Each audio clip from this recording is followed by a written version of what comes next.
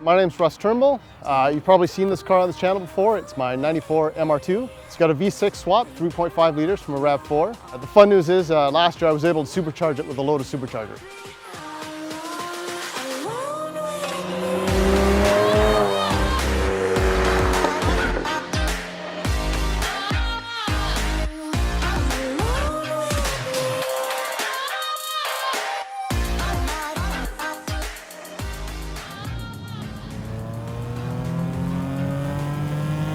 The torque just thrusts you back into your seat, even at 2,000 RPM.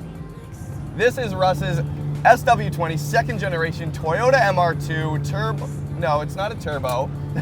It's got a V6 swap, 3.5 liter V6, and now it has been fitted with a Lotus Roots style supercharger. So back in 2015, not sure if you guys remember, I sure do, but we filmed this car once Russ had completed the V6 swap. I made the statement that basically it kind of was the GT3, the 911 GT3 of the MR2 world, in the sense that it was a, 6-cylinder NA high revving engine with instant torque, great throttle response in a lightweight chassis. See, under any other normal circumstances, if you wanted a seriously fast MR2, it would need to be a turbocharged engine, either the 3S GTE built by Toyota and Yamaha, or what the purists would call blasphemy, a turboed K-Series from Honda. However, for the diehards, there's no replacement for displacement. In comes the 2GR V6. But this is a completely different animal right here because you have zero turbo lag. It's boosted now, okay, on a pretty conservative, I believe Russ said about 5 pounds of boost, which is fairly conservative. And it has all the creature comforts that you would want out of a daily driver. This is like engine swapped, supercharged MR2 build that has zero compromise. And I make this point with a lot of videos we make on cars, but it's such an important point to make, because people don't realize, like, from the outside, all modified cars generally look the same in the sense that you can make it look clean, you can make it look show ready, the interior could look nice, but you might not have a head unit, you might not have USB plugs that Russ has fitted in here aftermarket. This has Android Auto, just like a 2019 fully spec'd out car off the showroom floor would have. It has working AC, it's got airbags, it's got a nice leather steering wheel, he's gone ahead and done an Alcantara headliner, which is phenomenal. It's these small details that I love, not only as a car enthusiast, but as an SW20 owner. And honestly, you guys, it makes me feel very terrible about my own car. But then again, my car is kind of just a budget daily. And Russ takes this out in the summer and hoons on it. He takes it to the racetrack. He takes it on road trips down to California. He drives the piss out of this car. And that's what I love about Russ and his build.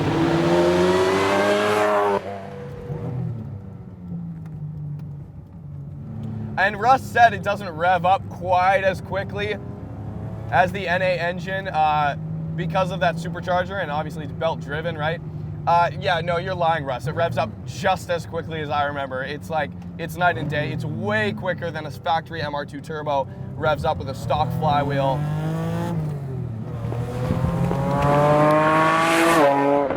What an animal. What an absolute animal, you guys. MR2s make me so happy. This headliner makes me happy. He's gotten rid of just the right amount of the 90s-ness and just brought it up to modern spec. Love that.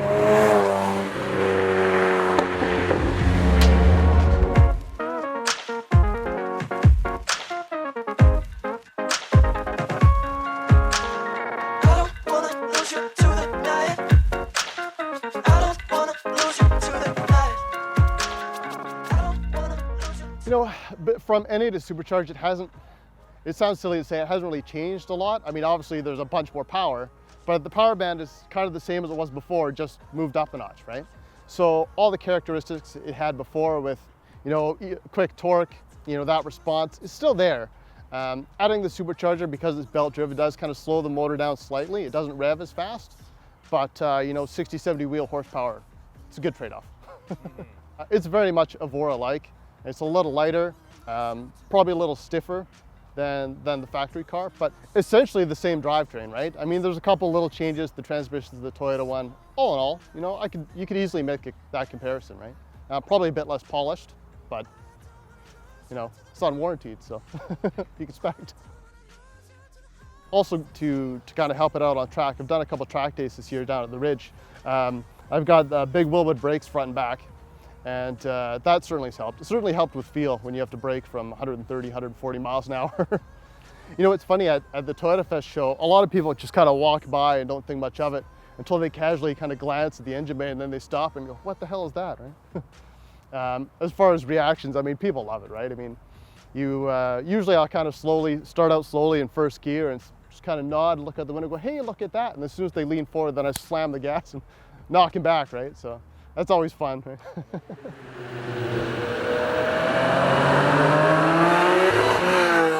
So, 4,000 RPM, you floor it.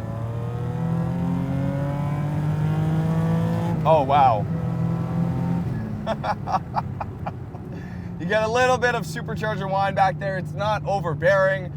And the power just builds and builds to 7,000 RPM.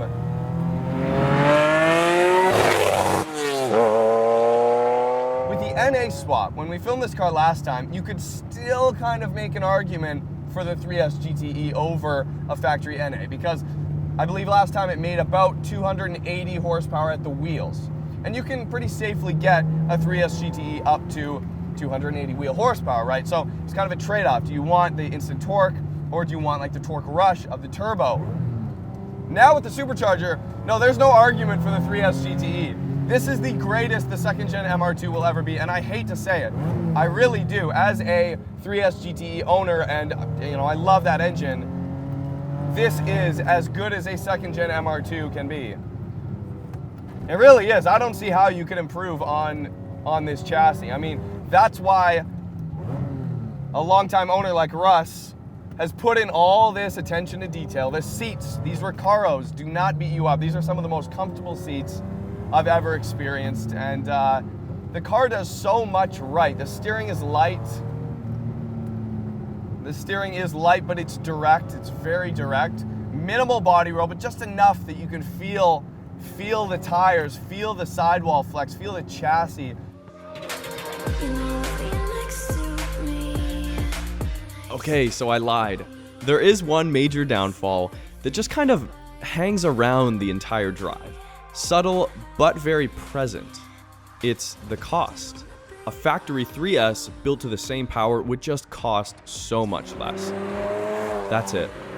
So the Toyota livery, actually the old TRD livery, and this is from kind of the 70s and 80s, and I think it started in the Ivan Stewart off-road trucks, and then it transferred over to the Celicas they ran in the IMSA series. And I think they actually put it on the Dan Gurney Eagle GTP race car as well.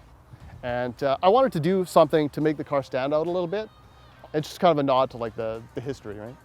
Yeah, the community's definitely changed, especially in the last 5 years, I'd say, right? It was never a big mass market car, so the parts that are left are starting to become rare and valuable. It's fair to say that a lot of the owners in the club are now kind of holding on to them longer, because if you sell it, it's much more difficult to get another one. It's also made the community a bit closer and a bit tighter knit. So especially we're really lucky to have a good community here in Vancouver, and we see a lot of the same people, but you get chit-chatting with these people, they're all friends, it's all a family. And so, over time, if I need a bolt or a bracket or something, I can call one or two people, and there's a pretty good chance I can get it or get quite close to it, right? So that's been really helpful. And I think that's been a lot better now than it used to be, even though there's less parts available. Whoa, yeah, there's a burnout. Oh my God, what a launch, what a launch. This thing is the ultimate. I mean, it's approaching the power levels of a brand new Lotus Evora 400. You know, it's that, to put it in perspective, that's all I can say, right? That's just how it is. I'm serious, you guys. The power does not let up, and it's a lot of power. Oh, it's so good. 6,000, 7,000. Oh. The beautiful thing about this chassis is you do not need 500 horsepower to have a good time. I hate to say it, but I've driven multiple Mark IV Supras with anywhere from 500 wheel horsepower to 1,000 wheel horsepower, and you need at least 400 wheel horsepower to have fun in a Mark IV Supra. Now that is my opinion, feel free to disagree. But the second gen MR2 does not need 400 horsepower or anywhere close to it to have a good time. You can have 250 wheel in a second gen MR2 like this, and that is all you need, it's plenty.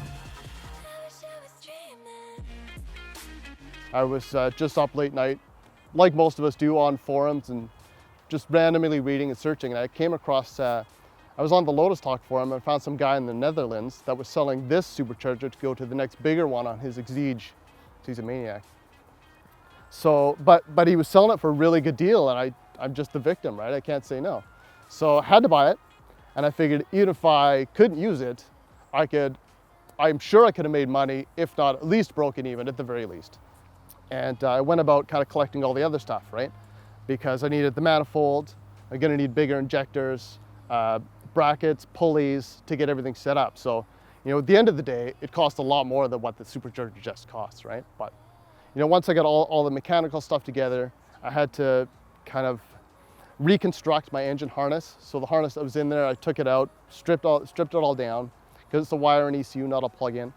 Added a couple other sensors to keep the ECU happy, and then take it down to get it tuned. And it did pretty good.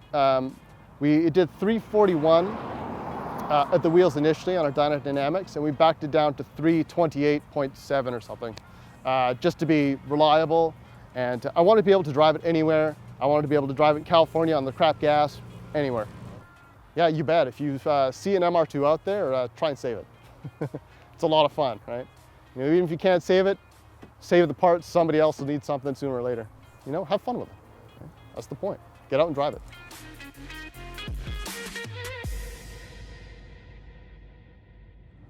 Oh, this is great, Russ. Chasing down a Mustang. I feel like it is my duty to chase down Mustangs when I drive your car. It really is. I really hope you enjoy this video. Thank you so much, Russ. If you guys haven't already, hit subscribe. You can check me out on Instagram at Roads Untraveled. See a little bit of kind of our behind the scenes stuff that's going on what we're shooting on a day-to-day basis.